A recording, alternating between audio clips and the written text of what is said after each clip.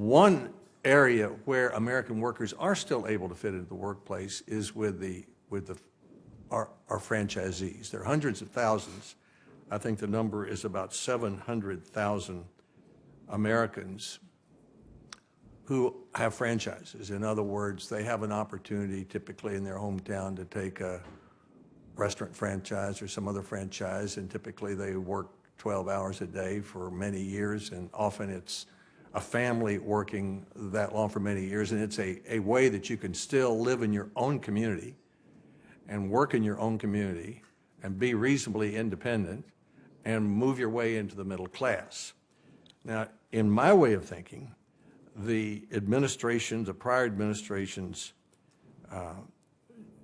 joint employer definition that was first established by the National Labor Relations Board begins to upend the whole concept of franchising and to threaten it,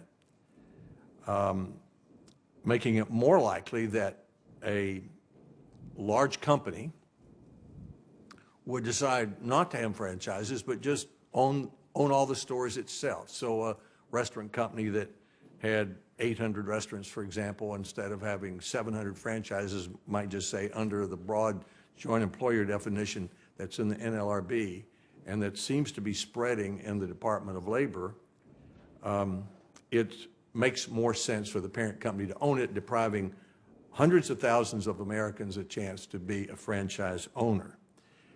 Let me ask you these questions. In order to be treated as the employer of an employee, shouldn't a business person have direct and immediate control over an employee?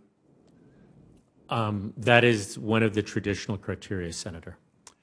Do you believe that indirect control or even unexercised potential to control working conditions could make a franchisor and a franchisee joint employers?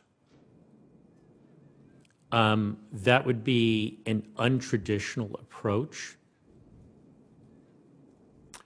Do you think that the person who hires, fires, pays, sets work hours, and issues directions to employees should be considered the employer?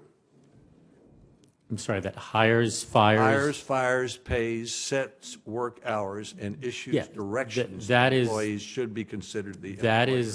That is the usual approach, Senator. Thank you, Mr. Acosta, for your patience and for your answers and for your willingness to subject yourself to a confirmation session.